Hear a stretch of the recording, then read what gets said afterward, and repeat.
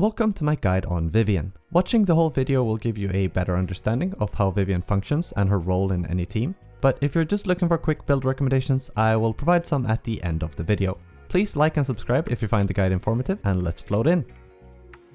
Vivian is an S-rank either melee anomaly unit from the Mockingbird faction. She's an amazing sub-DPS with an engaging gameplay loop that strikes a nice balance between being both on and off field while still outputting consistent damage. Proper management of Vivian's unique character resource is key to getting the most out of her kit, as the building and spending of these resources will allow for her squad mates to trigger her powerful anomaly damage on demand. A lot of Vivian's attacks will automatically generate her required resources, but without proper management of them, there's always a risk of ending up with no resources or overcapping on them, both of which will be a big hit to Vivian's damage output. Vivian's kit is designed to shine in dual anomaly squads, where she can make the most out of her high anomaly build-up rate and burst of damage from her off-field attacks. While she will always need another DPS to truly shine, the fact that she works with any attribute anomaly makes her very future-proof as a sub-DPS, increasing her value as a unit for anyone looking to build or upgrade their anomaly squads. Vivian's core mechanic is centered around her unique dual point system, which we find under her health bar. These 5 hollow circles contain 2 types of resources: flight feathers, which takes up the inner part of the circle, and guard feathers, which takes up the outer part. These points are connected in a linear progression where the flight feather points are used to generate guard feather points. As long as we have open slots for either type of these points, we can always generate more, up to a maximum of 5 of each. While the main function of the flight feathers is to generate guard feathers, they do so by allowing Vivian to enter a special floating state at the end of most of her attacks. This floating state is the prerequisite to converting one of her points to the other, as she can perform a finisher type move from here, which is always going to be the final hit of her on-field attack loop. Then when we have guard feather points, they can be seen as a shared squad resource, as they are consumed whenever a squad member uses an EX special attack. We can at any point see the number of guard feather points we have available, both under Vivian's health bar or on the buff icon under the health bar of the active unit. Spending these points forms the backbone of Vivian's gameplay loop, since whenever a guard point is spent, Vivian uses her main damaging ability, Feather Bloom. Feather Bloom is tied to Vivian's basic attack, so we'll go over it in a bit more detail at the end of the next part. Vivian's basic attack is a simple 4-hit combo of slashing damage, where the first 3 hit do physical damage and the 4th does ether damage. While the basic combo isn't very important by itself, after the 4th hit, Vivian can enter one of 2 states, which becomes the catalyst for everything else she's able to do. The first neutral state Vivian enters if no special action is done at the end of her 4th attack is her grounded noblewoman state. During this state, we lose the ability to move Vivian for its duration, which lasts for a couple of seconds. However, if we tap the basic attack button again while in this state, Vivian will dash forward, dealing ether damage and generating 1 point of flight feather if the attack connects with an enemy. There's also another function to this attack where, if it's well timed, we can trigger a perfect dodge with it. Doing so will generate a second flight feather on top of the first one. Additionally, there's an automatic dodge built into the noblewoman state, which can activate once per time we enter the state. This is mainly here so we don't have to press the dodge button as soon as we enter the state if an attack is incoming, since if we do press the dodge button, Vivian will exit the noblewoman state instantly. This grounded neutral state is one way for us to generate flight feather points. But if we already have at least 1 flight feather, Vivian can instead ascend into her fluttering frog state, which I will just call her floating state from here on. So going back to Vivian's basic attack string again. With at least 1 flight feather, we can hold down the basic attack button during the 3rd hit of the combo. This will cause Vivian to complete the combo and jump into there, bypassing the grounded state. She also automatically goes into this floating state after her attack from the noblewoman state. In fact, as long as Vivian has a flight feather point, almost every attack she does leads into this floating state. While floating, we retain some control over Vivian. We can move about in any direction at reduced speed for the duration of the active state. We can also at any point cancel the state by tapping the dodge button, which will cause Vivian to land gracefully. Tapping the basic attack button while floating will cause Vivian to do a fairly long animation where she swipes in front of her and then follows up the swipe with a dive attack. We can swap to another unit at any point during the animation of this attack, but we can't swap back to Vivian until she leaves the field. Actually, we can even swap to another unit before we even do the attack. This swap will cause Vivian to complete the attack on her own, so the fact that the animation takes so long to finish doesn't really matter. Just note that the flight feathers don't get turned into guard feathers until the very end of the dive attack animation. This dive attack is the only way Vivian has to generate guard feathers, which, as I mentioned earlier, are spent on her primary damaging ability, Feather Bloom. A Feather Bloom is an area of effect attack that Vivian can trigger from either on or off field as long as she has a point of guard feather. Whenever any squad member uses an EX special, Vivian consumes a guard feather point to grow a large incorporeal flower on the field which damages any enemy in its vicinity. By itself, it's just a big hit of either damage, but it has some more functionalities tied to Vivian's core passive and additional ability, making this attack her most important ability. The attack doesn't have an internal cooldown, so if we have enough energy to spam out a couple of back-to-back EX specials, we can very quickly use all 5 guard feathers, causing a large amount of burst damage in a very short window. Oh, and one final thing before moving on. During testing, I came across a fun interaction that will probably never be useful in actual combat. When Vivian is in her idle animation, she opens up her parasol. This actually flags her as being in the grounded noblewoman state, meaning we can attack from here and generate a flight feather this way. We can technically also perform the perfect dodge from this attack, generating 2 points of flight feathers. I'll be very impressed if anyone finds a real use for this in actual combat. Vivian's core passive has 2 effects tied to it. The first effect is the A Bloom effect, which triggers an additional instance of anomaly damage whenever Vivian's Feather Bloom hits an enemy affected by any attribute anomaly. The damage type and amount of damage from the A Bloom effect depends on the specific attribute anomaly currently affecting a target at the time of triggering an A Bloom hit. A Bloom will mimic the damage type as well as scale differently depending on what currently active attribute anomaly is in play. The second effect of Vivian's core passive is a damage over time effect that Vivian applies to enemies under an attribute anomaly when she hits them with either her floating state finisher or her Feather Bloom damage. This damage over time effect takes a percentage of Vivian's attack stat and causes damage every 0.55 seconds as long as an enemy is affected by an attribute anomaly. It can also trigger on-hit effects from, for example, the Shock and Corruption attribute anomaly. Vivian's additional ability requires her to be paired with either another anomaly unit or an ether unit. Once active, whenever one of Vivian's squad members inflicts an attribute anomaly on an enemy, a guard feather point is used to trigger a Feather Bloom attack. So this ability adds another way for us to spend guard feather points, potentially increasing Vivian's damage output with proper point management. The Feather Bloom triggered by this ability has a 0.5 second internal cooldown between activations though. There's also a secondary effect to this additional ability, which increases any corruption damage done by Vivian's squad by 12%.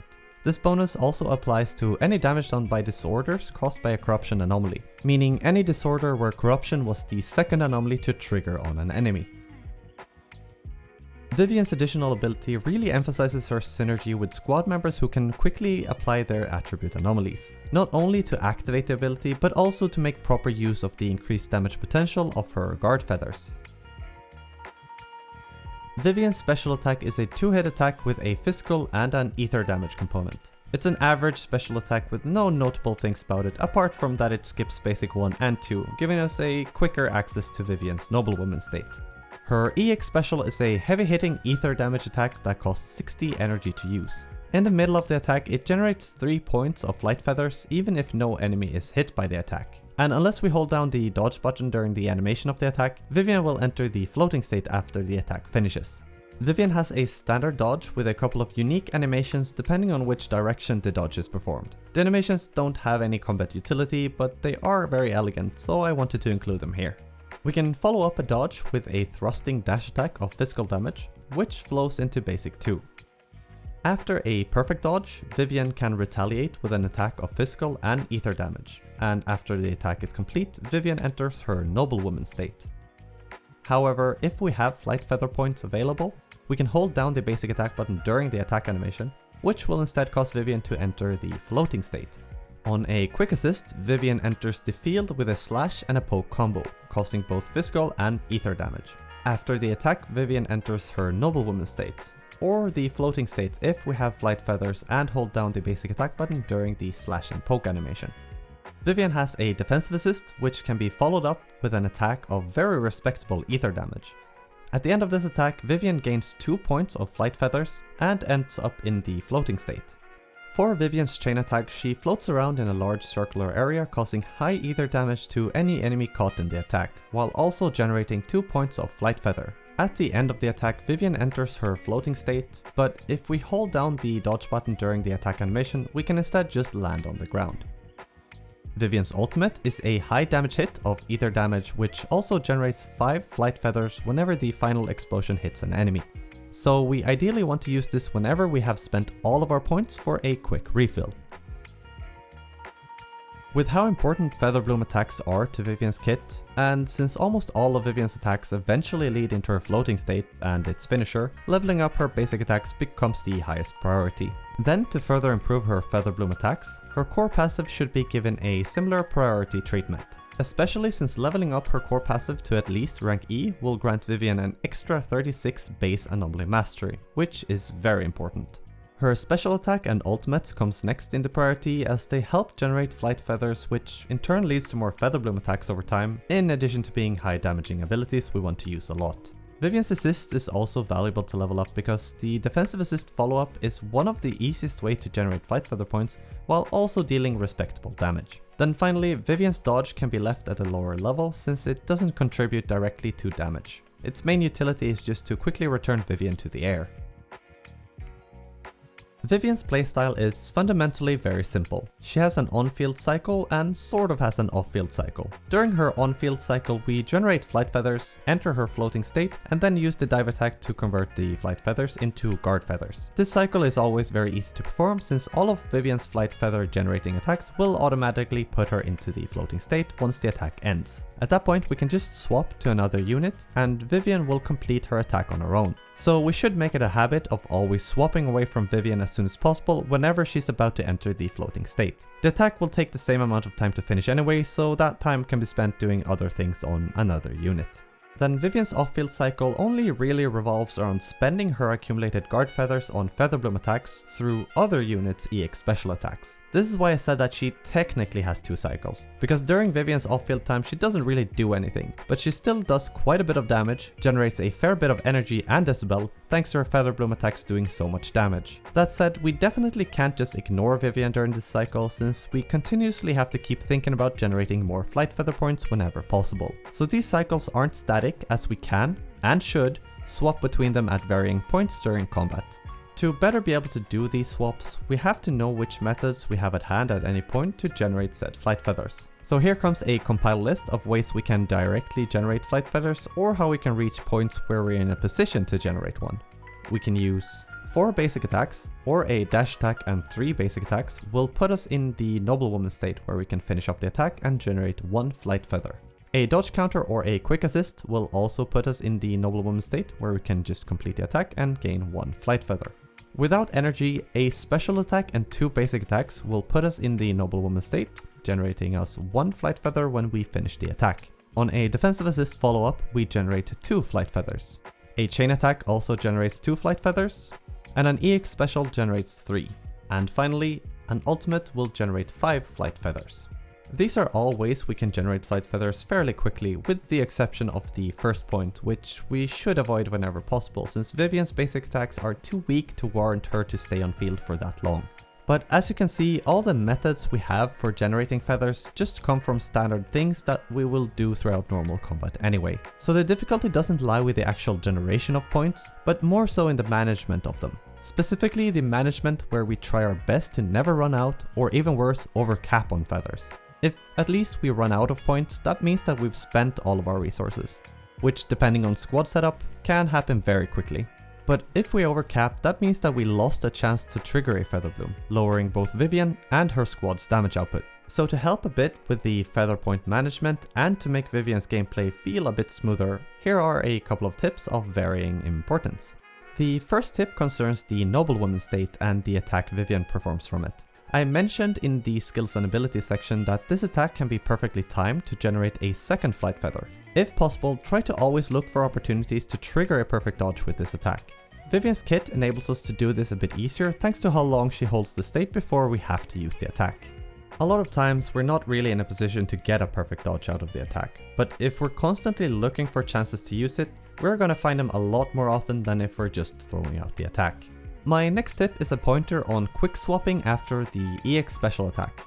On EX activation, Vivian has a long attack animation that leads into her floating state, which is followed by the long dive attack animation. All in all, this whole attack takes a couple of seconds to complete. However, we can instantly swap into another unit as soon as we cast the EX special, giving us plenty of time to output damage on another unit while the attack finishes. Just note that any flight feathers generated won't turn into guard feathers until the very end of the attack animation. So avoid using the new on-field unit's EX special too early expecting a feather bloom. And for the third tip, be mindful of Vivian's ability usage just in general. There are a couple of combos that can very quickly generate 5 flight feathers, like a defensive assist follow-up combined with an EX special. But using these abilities together may not always be the best option, especially if we're close to a stun window and want to stack as many feather bloom attacks as possible into the increased damaging window. This tip will require a fair bit of knowledge about the enemies we're up against and a good game feel for Vivian as well. This comes with time, but will be a lot easier to include into future gameplay if we're mindful about it from the start. And the fourth tip? If at any point we want to save up flight feathers, if for example we're trying to set up for a stun window, we can always cancel Vivian's floating state by holding down the dash button, either during the attack animation leading up to the floating state or by just tapping the dodge button while in the floating state. Doing this will require us to stay on Vivian for a bit longer before we can swap to another unit, just so that she doesn't automatically complete her dive attack. But this is a very useful method for having more control of when and how we turn our flight feathers into guard feathers. And the final tip regarding Vivian's ultimate. It's a very heavy hitting ability we'd like to use as soon as we have enough decibel for it, so that we then can build up more decibel for the next one as quickly as possible. But the fact that the ultimate generates 5 flight feathers by itself puts us in a bit of a weird position with it. If we use it at random moments, we run a high risk of overcapping on feather points. So I'd like to just once again put emphasis on overspending feather points rather than overcapping them. Neither are ideal outcomes, but overcapping is significantly worse. Just try to keep this in mind.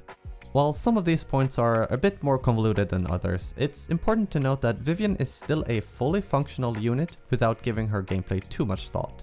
But her addition to a team will definitely feel a lot better when we have a good gameplay flow, and are able to generate more feathers than if we're just mindlessly using her abilities. So decide for yourself how much effort you want to put into mastering Vivian, and don't worry too much about all the details outside of your comfort zone. Flight of Fancy, Vivian's signature W engine, is her best option. At rank 1 and level 60, the engine provides 713 base attack and 90 anomaly proficiency as an advanced stat.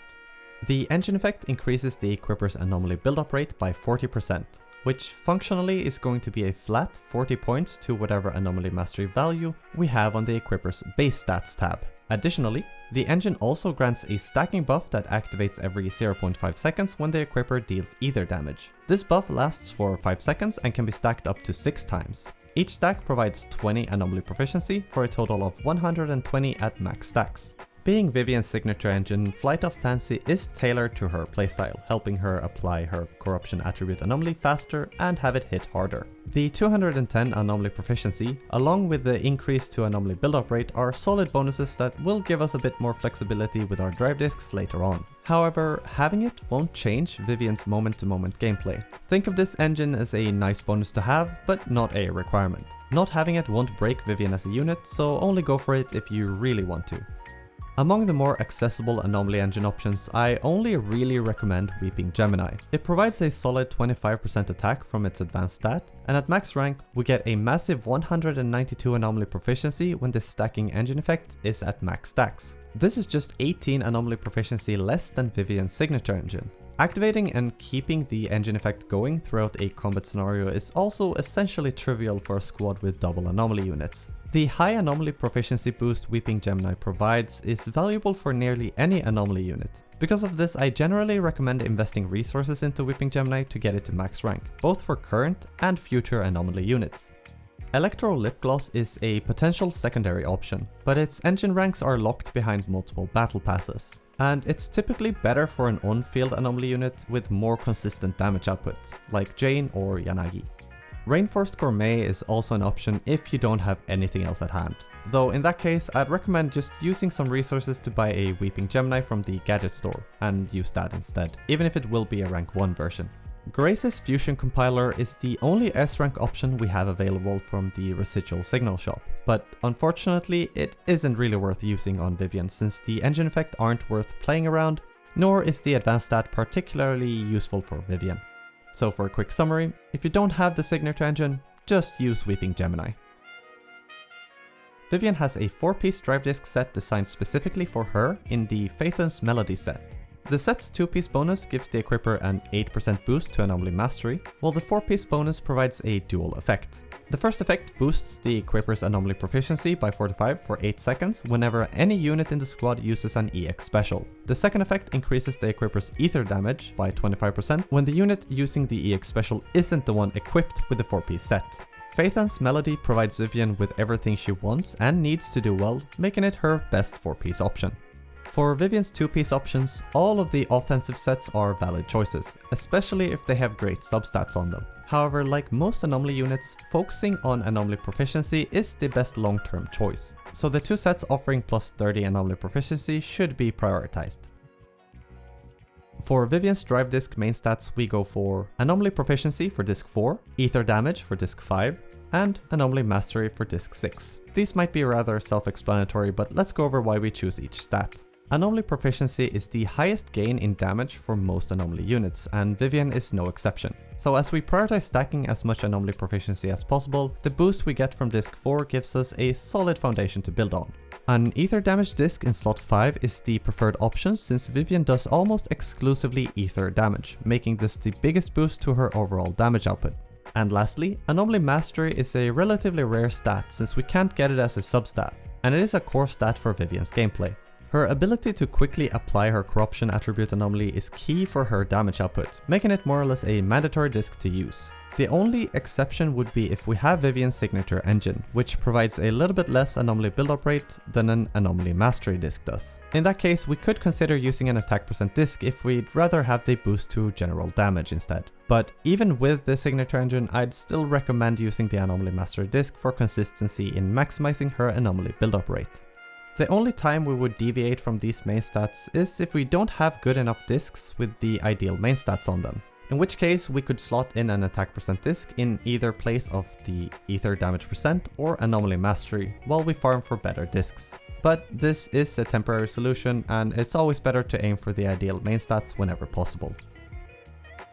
Vivian's substats are very simple since she doesn't have any breakpoints to aim for, so we can instead tunnel vision on anomaly proficiency with attack percent as a secondary stat. We do this because attack double dips into both Vivian's standard damage and improves her core passive damage over time effect. The third priority should be one of the flat attack or pen bonuses for the same reason as the attack percent.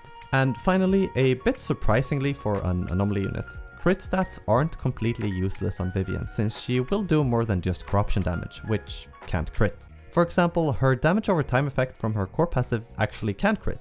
However, crit stats should never be a priority. When looking for discs to use, try to pick ones with at least 2 useful substats on them, where one of them is Anomaly Proficiency. An ideal drive disc will have multiple rolls of Anomaly Proficiency with attack percent, attack, and pen on the remaining slots. Just keep in mind that this setup isn't always possible. For example, on disc 4 where we have Anomaly Proficiency as the main stat, we cannot roll it as a substat. Now for a quick summary of Vivian's Mindscapes. M1 will smooth out flight feather generation a bit while also increasing squad-wide damage on enemies taking damage from Vivian's core passive. M2 increases Vivian's ether anomaly build-up rate while also increasing the damage of the Abloom effect. M4 lets Vivian start combat with 5 flight feathers and gives Vivian an attack boost every time her feather bloom or floating state finisher hits an enemy. With M4, these 2 attacks will now also always crit on hit. Finally, M6 boosts Vivian's ether damage by quite a lot, further increasing her flight feather generation and boosts the Abloom effect even further. It's just increasing all the previously mentioned bonuses even further essentially. As always, Vivian doesn't need these bonuses whatsoever, so never feel the need to pull for more than a single copy of a unit. Vivian is a very strong sub DPS, but is somewhat limited in her current squad choices since her additional ability is a requirement to activate. Luckily, almost all of the options available will make for great teams with high damage potential. Her primary squad setup will typically include an on-field anomaly unit and a support to boost the team's damage output. Thus far, most available anomaly units are field hungry and often rely on their EX special attack for both damage and anomaly application, making them great options for the other anomaly slot. As for the choice of a support, it relies on which of the on-field anomaly units we select. On screen now you'll see a couple of possible team options where every unit's additional ability requirements are fulfilled. As you can see, Yanagi is the most versatile unit to run with Vivian in terms of squad setup, and as we go further down we get less and less options. Just note that this team ordering doesn't represent a power ranking of the different teams, it's just a showcase of the number of functional supports for each setup. A note on a Bernice and Vivian squad. Unfortunately, they fill a similar role as sub DPS units and wants a main DPS to take up most of the field time in their squads, and neither of them have strong enough basic attacks to warrant them to have a lot of field time to fulfill this role. So while they can work together, it isn't a team I would recommend using. And while the dual anomaly setup remains the most practical choice, I want to highlight the synergies between Vivian and Astra. Astra opens up a lot more paths for Vivian to generate flight feathers through quick assists and chain attacks, as well as Astra's off-field attacks being able to trigger feather bloom attacks, increasing the consistency of Vivian's damage output. Also, as they are both ether units, any third unit can fill the final slot in their team, making this setup particularly flexible for potential future unit releases. And while Nicole can fill a similar role as Astra, by the nature of Nicole being a free A rank unit, she will unfortunately never truly compare to Astra's utility. And finally, a triple anomaly setup is an option, although it's not something I recommend using, especially if two of the units share the same attribute. This is because there's a 3-second internal cooldown before we can apply an anomaly after it has already been triggered, and a 3-second cooldown before any anomaly can be triggered after a disorder.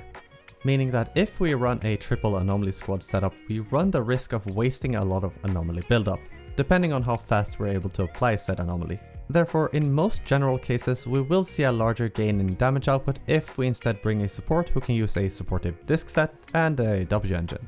Just something to keep in mind. I hope you were able to get something valuable out of this video and that it will help you improve your gameplay while using Vivian. Please like the video if you learned something and subscribe for more guides. Thank you for watching and I'll see you next time.